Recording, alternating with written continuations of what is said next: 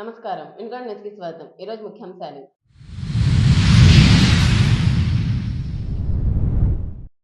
మాజీ సీఎం జగన్ వి శవరాజకీయాలు అన్న ఎమ్మెల్యే జీవి ఆంజనేయులు. విలేకరుల సమావేశంలో ఘాటు విమర్శలు.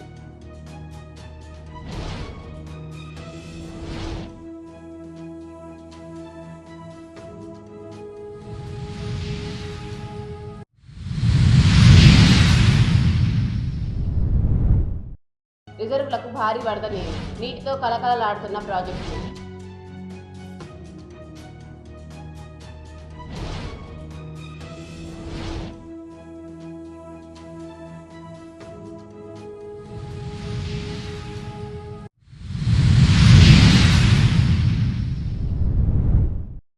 వర్షాకాలంలో విద్యుత్ షాక్లకు గురి కాకుండా జాగ్రత్తలు వహించాల్సిన ఆవశ్యకత. పలు సూచనలు.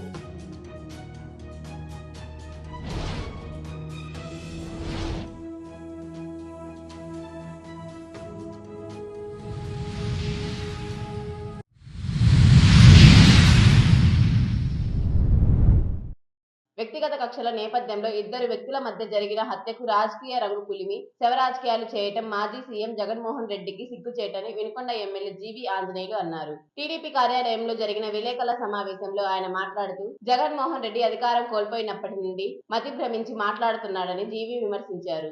రాష్ట్రంలో ఏమి జరిగిందని రాష్ట్రపతి పాలన పెట్టాలంటూ జగన్ రెడ్డి మాట్లాడుతున్నాడో అర్థం కావటం లేదన్నారు. వైసీపీ పాలనలో గాడి తప్పిన శాంతి భద్రతలను టీడీపీ ప్రభుత్వం కాపాడుతుందన్నారు. 23 మంది ఎంపీలను ఇస్తే ప్రత్యేక హోదాపై, పోలవరం ప్రాజెక్టుపై, అమరావతి రాజధానిపై ఢిల్లీలో మాట్లాడని జగన్ రెడ్డి నేడు ఢిల్లీలో దీక్షలు చేస్తానని చెప్పడం తన అవివేకత్వానికి నిదర్శనమన్నారు. హంతకుడు జిలానీ, మృతుడు రషీద్ ఇద్దరు గతంలో మీ పార్టీకి చెందిన వారేనని వైసీపీ పట్టణ పార్టీ అధ్యక్షుడు పిఎస్ ఖాన్ వర్గీయుడు అన్నారు. వారి మధ్య జరిగిన వ్యక్తిగత ద్వేషాలు, ఘర్షణల నేపథ్యంలో విడిపోవటం పిఎస్ ఖాన్ రషీద్ కు మద్దతు ఇవ్వటం, అప్పటి ఎమ్మెల్యే బొల్లా బ్రహ్మనాయుడు స్వార్థం కోసం అధికార దుర్వినియోగానికి పాల్పడి జిలానీ కుటుంబాన్ని ఇబ్బంది పెట్టడం వలన ఇంతటి దారుణం జరిగిందన్నారు. రషీద్ హత్య ముమ్మాటికి పిఎస్ ఖాన్ బ్రహ్మనాయుడు పాపాలేనన్నారు. మాజీ ముఖ్యమంత్రి జగన్మోహన్ రెడ్డి ఈరోజు వినుకొండ శవరాజకీయాలు చేయటం సిగ్గుచేటు. ఇద్దరు వ్యక్తుల మధ్య వైఎస్ఆర్ పార్టీలో పనిచేస్తున్నప్పుడు గత సంవత్సరం తొలి ఏకాదశి పండుగ రోజు వ్యక్తిగతంగా దూషించుకోవటం, తగాదు పెట్టుకోవటం, గొడవ పట్టడం జరిగింది. ఆ తర్వాత జిలానీ మీద 307 కేసు బుక్ చేసి పోలీసుల చేత కొట్టించి జిలానీని ఇబ్బంది పెట్టారు. ఆ తర్వాత జిలానీ కుటుంబం మీద దాడి చేసి ఇంటిలో వాళ్ళ అన్నను కొట్టి మహిళలను కూడా చూడకుండా కిరాతకంగా మహిళలను కొట్టి మోటార్ బైక్ తగలబెట్టారు. ఇన్ని చేసినా గాని కేసు నమోదు కాకుండా అడ్డుపడ్డది బొల్లా బ్రహ్మనాయుడు, ఆనాడు ఎమ్మెల్యే. ఈరోజు జగన్మోహన్ రెడ్డికి వినుకొండ ప్రజలకు క్షమాపణ చెప్పాలా. ఆ రోజు జిలానీ ఇంటి మీద జరిగిన దాడిని కేసు నమోదు చేసి చర్య తీసుకుని ఉంటే ఈ రోజు రషీద్ చనిపోయేవాడు కాదు. ఈ రోజు జిలానీ అంత కూడా అయ్యేవాడు కాదు. ఆ రోజేమో బొల్లా బ్రహ్మనాయుడు తన స్వార్థం కోసం అధికారాన్ని గుప్పెట్లో పెట్టుకుని పోలీసులు చర్య తీసుకుంటామన్నా అడ్డుకున్నాడు. నడిబొడ్లో జరిగితే, ఇంత దారుణం జరిగితే కేసు కూడా ఎఫ్ఐఆర్ కూడా కాకుండా అడ్డుపడ్డాడు. అందుకే ప్రైవేట్ కేసుకి వెళ్ళాడు. జిలానీ బ్రదరు షేక్ జానీ బాషా ప్రైవేట్ కేసులో వారి బండి తగలబెట్టింది ఏపీ 27 BT 0388 బుల్లెట్ బండిని తగలబెట్టింది కూడా గతంలో 2022లోనే కోర్టుకు వెళ్ళిన ఆధారాలు. ఇగో ఒక మాజీ ముఖ్యమంత్రి హోదాలో ఎవరు ఏది పడితే అది రాసిస్తే దాన్ని మాట్లాడటం సిగ్గుసేటు, ఆధారాలు లేకుండా మాట్లాడటం దురదృష్టకరం. ఇద్దరు వ్యక్తుల మధ్య ఉన్నటువంటి ద్వేషాలు ఈ రోజు మొన్న జరిగినటువంటి హత్య కారణమైతే దాన్ని శవరాజకీయాలు పులవటం, తెలుగుదేశం పార్టీ మీద బురద జల్లటం, తెలుగుదేశం పార్టీలో ఒక సభ్యత్వం కూడా లేని వ్యక్తి మీద బురద జల్లటం చాలా దురదృష్టకరం. ఈ జిలానీ చనిపోయిన వ్యక్తి ఇద్దరు కూడా వైఎస్ఆర్ పార్టీ కార్యకర్తలు ఉన్నప్పుడు గొడవ జరిగింది వాస్తవం కదా, దాని గురించి ఎందుకు మాట్లాడరు? ఇద్దరు వ్యక్తుల గురించి మధ్య జరిగినటువంటి గొడవని ఈ రోజు పార్టీలకి రంగు పూస్తారా? మీ పార్టీలో గతంలో పనిచేసినటువంటి వాళ్ళు వైఎస్ఆర్ పార్టీలో ఈ రోజు బొల్లా బ్రహ్మనాయుడు దుర్మార్గాల వలన, రౌడీజాన్ని, గుండాయిజాన్ని ప్రోత్సహించడం వలన ఈ రోజు జిలానీ హంతకుడిగా మారాడు. అలాగే రషీద్ దురదృష్టవశాత్తు చనిపోవటం వల్ల వాళ్ళ కుటుంబం నష్టపోయింది. మేము కఠినంగా వ్యవహరిస్తాం. గతంలో జల్లయ్యని చంపిన, చంద్రయ్యని చంపిన, అలాగే నరసరావుపేటలోని ఇబ్రహీం అతి దారుణంగా చంపిన ఏ రోజైనా మాట్లాడా? ఆ రోజు ముఖ్యమంత్రిగా ఉన్నటువంటి జగన్మోహన్ రెడ్డి సిగ్గుందా? ఈ రోజు వచ్చి శవరాజకీయాలు చేయడానికి సిగ్గుందా నీకు? జగన్మోహన్ రెడ్డి అడుగుతున్నా. ఆ రోజు ఇబ్రహీం చంపినప్పుడు నర్సాపేటలో నువ్వు ఎందుకు మాట్లాడలేదు? అలాగే ఆ రోజు పిన్నెల్లికి చెందినటువంటి షేక్ హుస్సేన్ మీద అతి దారుణంగా హత్యా ప్రయత్నం జరిగితే నీవు ముఖ్యమంత్రిగా ఉండి నీ గూండాలు గూండాలు, వైఎస్ఆర్ పార్టీ గూండాలు హుస్సేన్ మీద దాడి చేస్తే నువ్వు ఎందుకు మాట్లాడలేదు? హత్యా ప్రయత్నం చేస్తే, అలాగే తంగెడ గ్రామంలో జాన్ సైదాన్ చంపితే ఆ రోజు ఎందుకు మాట్లాడలేదు ఈ ముఖ్యమంత్రి? ఆ రోజు ఎందుకు పరామర్శించలేదు? అలాగే కాపు సోదరుడు అంకుల్ని అతి కిరాతకంగా చంపితే, జల్లైని చంద్రని అతి కిరాతకంగా చంపితే ఆ రోజు ఎందుకు మాట్లాడలేదు? ఆ రోజు ఎందుకు అరెస్టులు చేయలేదు? ఏ రోజైనా గతంలో తెలుగుదేశం పార్టీ నాయకులు అతి కిరాతకంగా హత్యలు చేసినప్పుడు కూడా మీరు ఏ రోజు అరెస్ట్ చేయలేదు, సరైన చర్యలు తీసుకోలేదు, పోలీసులను అడ్డం పెట్టుకుని దుర్మార్గాలు చేశారు. కానీ మేము హత్య జరిగిన వెంటనే నిందితుడిని అరెస్ట్ చేయడం జరిగింది, ప్రభుత్వం కఠినంగా వ్యవహరించడం జరిగింది. ఎస్పీ వెంటనే వచ్చి నిందితుడిని నిర్బంధించి నిజాలు ఎవరెవరు దీని వెనకాల ఉన్నారో మొత్తం కూడా ఇంట్రాగేషన్ స్టార్ట్ చేశారు. ఎస్పీ గారు సమర్థంగా వ్యవహరించినటువంటి ఎస్పీ శ్రీనివాసరావు గారిని హృదయపూర్వకంగా అభినందిస్తున్నా. ఆ రోజు మీరు చర్యలు తీసుకోలేదు. మీ పరిపాలనలో దుర్మార్గాలు ప్రోత్సహించారు, రౌడీజాన్ని ప్రోత్సహించారు, గుండాయిజాన్ని ప్రోత్సహించారు. మేం మాత్రం అలా చేయం. ఎన్డీఏ ప్రభుత్వం శాంతి భద్రతలు పరిరక్షిస్తుంది, అది మా ప్రథమ కర్తవ్యంగా భావిస్తాం. నిందితులు ఎవరైనా సరే తప్పు చేసిన వాళ్ళని ఉపేక్షించాం. మేము కఠినంగా చర్యలు తీసుకుని ఉక్కు పాదంతో తొక్కేస్తాం, శాంతి భద్రతలు కాపాడతాం. ఈయన ముఖ్యమంత్రి గారు అవసరం ఢిల్లీ వెళ్ళి దీని మీద దీక్షలో కూర్చుంటా అంట, రాష్ట్రపతి గారిని కలుస్తారంట. జగన్మోహన్ రెడ్డికి సిగ్గుందా? ఏ రోజైనా ప్రతిపక్ష హోదా తీసుకొస్తాను అంటే రాష్ట్రానికి నిధులు తీసుకొస్తానని చెప్పేసి 25 మంది ఎంపీల్ని గెలిపించుకొని ఏ రోజైనా ఒక్క రోజన్నా ప్రత్యేక హోదా గురించి ఢిల్లీలో ఒక గంటన్నా ధర్నా చేసావా? రాష్ట్ర ప్రయోజనాల కోసం, పోలవరం నిధుల కోసం గాని, అమరావతి రాజధాని నిధుల కోసం గాని ఏ రోజైనా ఒక్క 10 నిమిషాలు దీక్ష చేసావా? ఢిల్లీలో 5 సంవత్సరాల క్రితం మీ బాబాయిని హత్య చేస్తే నువ్వు ఎందుకు ధర్నా చేయలేదు ఢిల్లీలో? ఈ రోజు శవ రాజకీయాలు కావాలి మీకు శవ రాజకీయాలు కావాలా? ఇద్దరు వ్యక్తుల మధ్య జరిగిన దాన్ని కూడా పార్టీలకు చుట్టడం, రంగు పొలవటం, పెద్ద పోటుగాడు ఏడాదాకా వచ్చాడు. నేను అడుగుతున్నాను, తాడేపల్లిలో నీ ఇంటి పక్కన కోతవేడు దూరంలో ఒక ఆడబిడ్డని మానభంగం చేసి చంపేస్తే నువ్వు ఎందుకు మాట్లాడలేదు? కనీసం వెళ్ళి చూసావా? పరామర్శించావా? చర్యలు తీసుకున్నావా?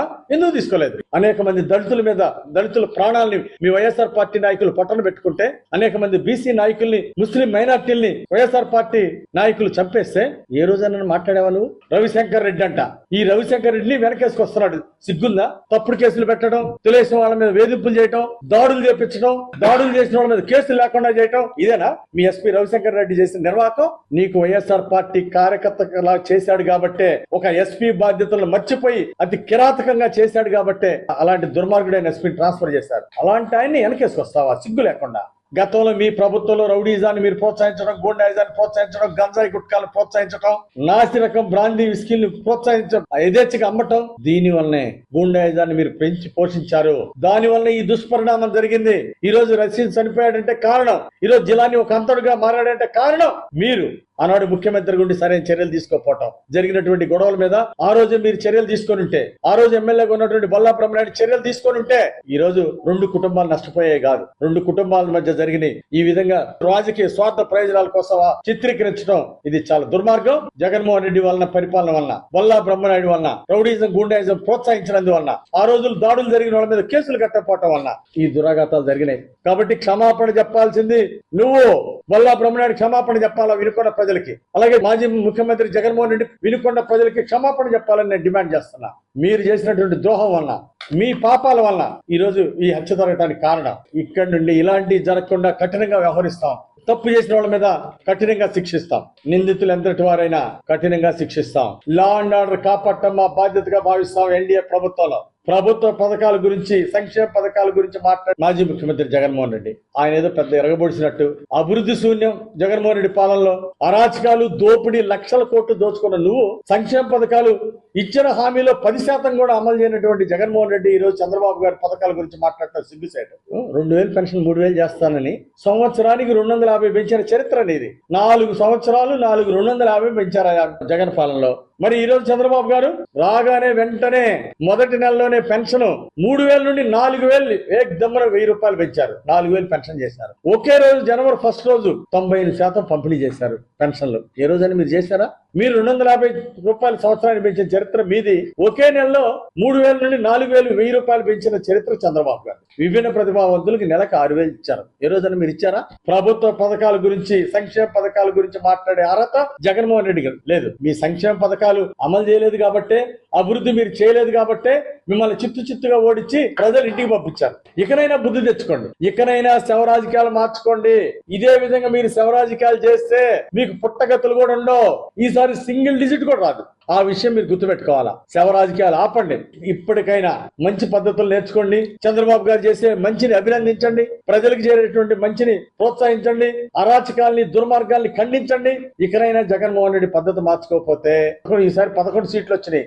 ఈసారి సింగిల్ డిజిట్ కూడా రాని పరిస్థితి వస్తుంది. ఇలాంటి శవ రాజకీయాలు చేస్తే ఈ దుర్మార్గాలకి ప్రజలు మరోసారి గుణపాఠం చెప్తారని హెచ్చరిస్తున్నా. మా శాసనసభ్యులు వారు పూర్తిగా వివరించారు. అసలు ఇప్పుడు వినుకొండలో ఏం జరిగింది, వాస్తవ పరిస్థితులకు రావాలా. ఈ రోజున 5 సంవత్సరాల పాటు ముఖ్యమంత్రిగా పనిచేసినటువంటి మాజీ ముఖ్యమంత్రి జగన్మోహన్ రెడ్డి గారు వినుకొండ వచ్చి అసత్యాలు మాట్లాడుతుంటే ఎంత దుర్మార్గం అండి. ఇక్కడ చనిపోయింది ఎవరు, చంపింది ఎవరు? ఒక 2 రౌడీ షీటర్లు నిన్నటిదాకా ఇద్దరు కలిసి ఒక పెద్ద రౌడీ షీటర్ పిఎస్ ఖాన్ దగ్గర పనిచేశారు. వీళ్ళు ముగ్గురు కలిసి కూడా బ్రహ్మనాయుడు గారి దగ్గర పనిచేశారు. ఓటాలలో తేడా వచ్చి బ్రహ్మనాయుడు ఇంట్లో కొట్టుకొని బ్రహ్మనాయుడు ఇంట్లో అద్దాలన్నీ మొదలుకొట్టారు. ఇదే బ్రహ్మనాయుడు వీళ్ళ మీద కేసులు పెట్టించాడు. జరిగిన వాస్తవాన్ని మభ్యపరిచి ఈ రోజు తెలుగుదేశం ఆయన ఏదో చంపాడు. అసలు ఎవరు తెలుగుదేశం ఇక్కడ? ఇవన్నీ సాక్ష్యాలు కాదా?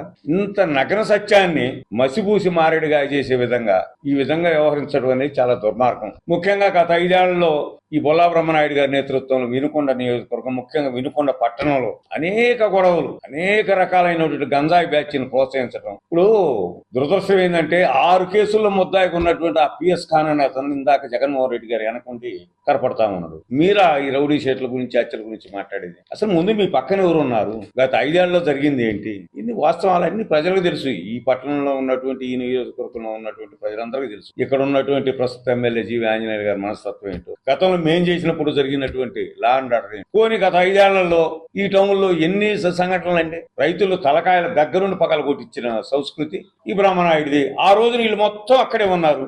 ఈ పిఎస్ ఖాన్ తో సహా ఈ రోజు ఏదైతే అతుడయ్యారో అతనితో సహా అందరు అక్కడే ఉన్నారు. బ్రాందీ షాపుల్లో పనిచేస్తూ వాటాలు కుదరక, లేకపోతే గంజాయి దగ్గర స్మగ్లింగ్ చేస్తూ వాటాలు కుదరక తగాదలు పెట్టుకుని విడిపోయి ఒకరు మోటార్ సైకిల్ ఒకరు తగలబెట్టుకుని, ఇందాక మాజీ ముఖ్యమంత్రి గారు చెబుతున్నారు ఆయన మోటార్ సైకిల్ కాదండి, వీళ్ళ ఇంటి మీదకి వెళ్ళి కూడా జలాని వాళ్ళ ఇంటి మీదకి వెళ్ళి మోటార్ సైకిల్ తగలబెట్టి జలాని అన్నని, జలాని తల్లిని, అన్న కూతురు మొత్తాన్ని కూడా కొట్టారు. దానికి పోలీస్ స్టేషన్ లో కంప్లైంట్ ఇచ్చారు. ఇక్కడ సరైన న్యాయం జరగలేదని వాళ్ళు ప్రైవేట్ కేసు వేశారు. ఇది వాస్తవం కాదా? వాస్తవాన్ని మభ్యపరిచి ఈ రోజున మంచి పాలన జరుగుతున్నటువంటి పరిస్థితుల్లో చంద్రబాబు నాయుడు గారి మీదనో, ఇక్కడ ఉన్నటువంటి జీవి ఆంజనేయులు గారి మీదనో, లేకపోతే పవన్ కళ్యాణ్ మీదనో ఈ విధంగా బురద చల్లటం అనేది స్థాయికి తగ్గ పని కాదు. మేమైతే ఒకటే మనవి చేస్తున్నాం, 24 గంటలు కాదండి, 24 నిమిషాల్లోనే అతన్ని పోలీసులు పట్టుకున్నారు. స్పాట్ లోనే పట్టుకొని పోలీస్ స్టేషన్ తీసుకెళ్లారు. అందరు చూశారు కదా. ఇప్పుడు ఆడ విజువల్స్ చూసాం. నిన్న అంత కొండ పండుగ జరుగుతుంటే కనీసం ఇటు వచ్చిన దాఖలాలు ఈ కార్యకర్తలు గాలి వదిలేశాడు. ఇప్పుడు ఎవరో 2 రౌడీ షీట్లు కొట్టుకుని జరిగితే దాన్ని తీసుకొచ్చి ఇక్కడ తెలుగుదేశం మీనో, జీవి ఆంజనేయులు గారి మీనో, ప్రభుత్వం మీద అప్రతిష్ట పాలు చేసేదానికి కుట్ర పన్నుతున్నటువంటి బ్రహ్మనాయుడు. అసలు వీటన్నిటికీ కారణం బొల్లా బ్రహ్మనాయుడు. బ్రహ్మనాయుడు చేసినటువంటి కబ్జాలు, బ్రహ్మనాయుడు పోషించినటువంటి రౌడీ షీట్లని త్వరలోనే మంచి విచారణ కమిటీ వేసి ఎమ్మెల్యే గారు తప్పనిసరిగా వాటన్నిటిని వెలుగులోకి తీసుకొస్తాం. గత 5 సంవత్సరాల్లో జరిగినటువంటి పాలనలో జరిగినటువంటి అవకతవకలన్నీ బయటికి తీసుకొస్తాం. రౌడీ షీటర్లందరినీ కూడా తప్పనిసరిగా శిక్షిస్తాం. ఇంకా చాలా మంది ఉన్నారు, వాళ్ళందరూ బయటికి రావాలా. ఈ సందర్భంగా మేము ఒకటే మనవి చేస్తున్నాం, హెచ్చరిస్తున్నాం కూడా. జీవి ఆంజనేయులు గారి నేతృత్వంలో వినుకొండ పట్టణంలో కానీ వినుకొండ నియోజకవర్గంలో ఇంకా రౌడీయిజం అనేది ఉండదు. అది మా పార్టీ, ఏ పార్టీ వాళ్ళు చేసినా, ఏ కులం వాళ్ళు చేసినా తప్పనిసరిగా వెంటనే చర్యలుంటాయి. గతంలో చేసినటువంటి కూడా తిరగదోడి ఈ కబ్జాదారుల్ని, ఈ భూ కబ్జాదారుల్ని, గంజాయి స్మగ్లింగ్ చేసే వాళ్ళని, వీళ్ళందరినీ కూడా అన్ని కేసులు కూడా బయటికి తీసుకొచ్చి లా అండ్ ఆర్డర్ 100% అమలు పరుస్తామని ఈ సందర్భంగా తెలియజేస్తూ, ఈ రోజు జరిగినటువంటి ఈ దురదృష్టకరమైన సంఘటనలో మరి మాజీ ముఖ్యమంత్రిగా ఉన్నటువంటి జగన్మోహన్ రెడ్డి గారు రావటం ఏంటి, ఈ ఆరోపణలు ఏంటి, ఇది స్థాయికి తగ్గ పని కాదు. కాబట్టి ప్రజలందరూ వాస్తవాలను గమనిస్తా ఉన్నారు. ఖచ్చితంగా ఈ ప్రభుత్వం పారదర్శక పాలన చేస్తుంది, అభివృద్ధి కార్యక్రమాలు చేస్తుంది, సంక్షేమ కార్యక్రమాలు చేస్తాం. మా ఎమ్మెల్యే గారు చెప్పారు, బ్రహ్మాండంగా రాజధాని నిర్మాణం జరుగుతూ ఉంది, అక్కడ బ్రహ్మాండంగా సంక్షేమ పథకాలు అందిస్తా ఉన్నాం, ఎక్కడ లాండ్ ఆర్డర్ ప్రాబ్లం లేదే. ఇది కేవలం వ్యక్తిగత తగాద. ఈ తగాదకు మూలం బ్రహ్మనాయుడు పెట్టినటువంటి చిచ్చు ఈ రోజున ఈ 2 కుటుంబాలను బలిగొన్నది. ఈ వాస్తవాన్ని ప్రజలందరూ గమనించాలని ఈ సందర్భంగా తెలియజేస్తూ ముగిస్తున్నాను. జనసేన పార్టీ క్రియాశీలక సభ్యులకు ప్రమాద బీమా చెక్కుల పంపిణీ కార్యక్రమం వినుకొండ పట్టణంలోని వై కన్వెన్షన్ హాల్లో జనసేన నేత నాగా శ్రీనురాయల్ చేపట్టారు. జనసేన పార్టీ క్రియాశీలక సభ్యులు రావెళ్ల వెంకటేశ్వర్లు, షేక్ మస్తాన్ వలి గతంలో ప్రమాదానికి గురవటంతో వారి కుటుంబ సభ్యులకు పార్టీ నుంచి భరోసా కల్పించే విధంగా జనసేన పార్టీ అధినేత కొణిదెల పవన్ కళ్యాణ్ ప్రమాద బీమా నిమిత్తం రావెళ్ల వెంకటేశ్వర్లకి 50,000, షేక్ మస్తాన్ వలికి 49,109 రూపాయలు చెక్లను పంపించడం జరిగిందని నాగ శ్రీనురాయలు వివరించారు. ఈరోజు జనసేన సభ్యత్వ ప్రమాద చెక్కులు పంపిణీ కార్యక్రమానికి విచ్చేసిన పత్రికా మిత్రులకు మరియు మా జనసేన పార్టీ నాయకులకు, కార్యకర్తలకి అందరికి కూడా నా హృదయపూర్వక నమస్కారాలు. దేశంలో ఏ రాజకీయ పార్టీకి లేని విధంగా పవన్ కళ్యాణ్ గారు తన కార్యకర్తలను కాపాడుకోవడానికి ఈ సభ్యత్వాల్లో ఒక 500 పెట్టి సభ్యత్వాలు చేపించి ఎవరికి ఏం జరిగినా గానీ ఎంతో కొంత డబ్బుతో కొద్దిగా ఇచ్చేయాలనే ఆలోచనతో పవన్ కళ్యాణ్ గారు ఈ సభ్యత్వ కార్యక్రమాలు పెట్టారు. మనము ఏదైనా జరిగినప్పుడు వాళ్ళని తీసుకురాకపోవచ్చు కానీ ఈ 5 లక్షల వల్ల వాళ్ళు కొద్దిగా వాళ్ళకి మేలు జరిగిద్ది అనే ఉద్దేశంతో పవన్ కళ్యాణ్ గారు ఈ కార్యక్రమం ప్రవేశపెట్టారు. అలాగే మన వినుకొండ నియోజకవర్గంలో ఇప్పటికీ 4 చనిపోయారు. అందులో 3కి దాదాపు 15 లక్షల రూపాయల దాకా వాళ్ళకి అమౌంట్ ఇవ్వడం జరిగింది. రాంబాబు అనే ఒక వ్యక్తి ఈ మధ్య చనిపోయాడు. అతను ఒక్కడికి చెక్ రావాల్సి ఉంది. అంతేకాకుండా చనిపోయిన వాళ్ళకే కాకుండా యాక్సిడెంట్ అయ్యి తర్వాత దెబ్బలు తగిలిన వాళ్ళకి వాళ్ళ ఆర్థికంగా ఆదుకుంటానికి పవన్ కళ్యాణ్ గారు బీమాలో వర్తించేట్టు చేశాడు. దానికి 50,000 చొప్పున రావెళ్ళ వెంకటేశ్వర అతనికి పాము గరిచింది. అతను కోమాలో పోయాడు. అతను కోమాలో పోయి బతికాడు. అతనికి 50,000 చెక్ వచ్చింది. అలాగే మస్తాన్ గారు యాక్సిడెంట్ లో బాగా దెబ్బలు తగిలింది. అతనికి 49,100 చెక్కు ఈ రోజు పవన్ కళ్యాణ్ గారి ద్వారా మేము అందజేయడం జరుగుతుంది. ముఖ్యంగా మా జనసేనలకి తర్వాత ఈ సభ్యత్వ వాలంటీర్లు అందరికి కూడా నేను తెలియపరిచేది ఏంటంటే ప్రతి ఒక్క చోట మనం సభ్యత్వం కట్టించాలి. పవన్ కళ్యాణ్ గారు మన కోసం ఎంతో ఆలోచిస్తున్నాడు, మన కోసం ఎంతో చేస్తున్నాడు. అందుకని మనం మీ వాలంటీర్ బాధ్యతగా అందరి దగ్గర పోయి మీరు అందరి చేత సభ్యత్వం కట్టించాలి. అందరికి వివరంగా చెప్పాలి. రేపు ఏది అవసరమైనా ఏదైనా సభ్యత్వ కార్డు తప్పకుండా అవసరం ఉంది. మన జనసేన పార్టీని కూడా బలపరుచుకోవాల్సిన అవసరం ఎంతైనా ఉంది. ఈ రోజున మన రాష్ట్ర అభివృద్ధిలో జనసేన ఎంత పాటుపడుతుందో కూడా మీకు తెలుసు. అందుకని మన వాలంటీర్ అందరూ కూడా తప్పకుండా జనసేన సభ్యత్వాలు కట్టించాల్సిందిగా కోరుకుంటూ 18 నుంచి 28వ తారీఖు దాకా అంటే మనకి టైం ఉంది. 10 రోజులే. 10 రోజులు ఆల్రెడీ 2 రోజులు అయిపోయింది. అందుకని మన సభ్యత్వ వాలంటీర్లు అందరూ కూడా ప్రతి ఒక్క ఇంటిని టచ్ చేసి మన పవన్ కళ్యాణ్ గురించి వివరించి మన సభ్యత్వాలు ఎక్కువగా చేయాల్సిందిగా కోరుతున్నాం.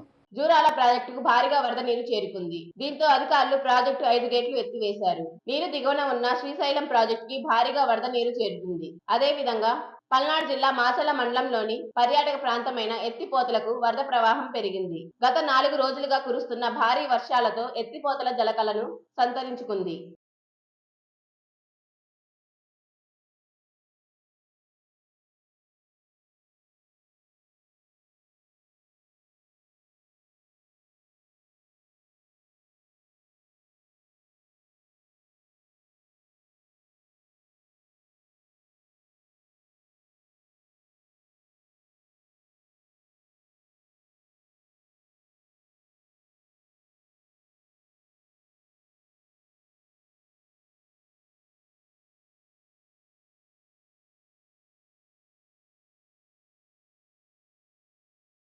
వర్షాకాలంలో విద్యుత్ ప్రమాదానికి గురి కాకుండా తగు జాగ్రత్తలు పాటించాల్సిన ఆవశ్యకత నెలకొంది. తడిసిన కరెంట్ స్తంభాలను, విద్యుత్ లైన్ కు తగులుచున్న చెట్లను ముట్టుకోకుండా జాగ్రత్తలు పాటించాలి. విద్యుత్ లైన్ కు చెట్లు కొమ్మలు తగిలితే సంబంధిత అధికారికి తెలియజేయాలని కోరుతున్నారు. ఇంట్లో ఉన్న స్విచ్ బోర్డులను తడి చేతులతో ముట్టుకోరాదని, చిన్న పిల్లలను కరెంట్ వస్తువుల వద్దకు రాకుండా చూసుకోవాలని సూచిస్తున్నారు. వినుకొండ న్యూస్ సమాప్తం. తిరిగి రేపటి న్యూస్ కలుద్దాం. అంతవరకు సెలవు. నమస్కారం.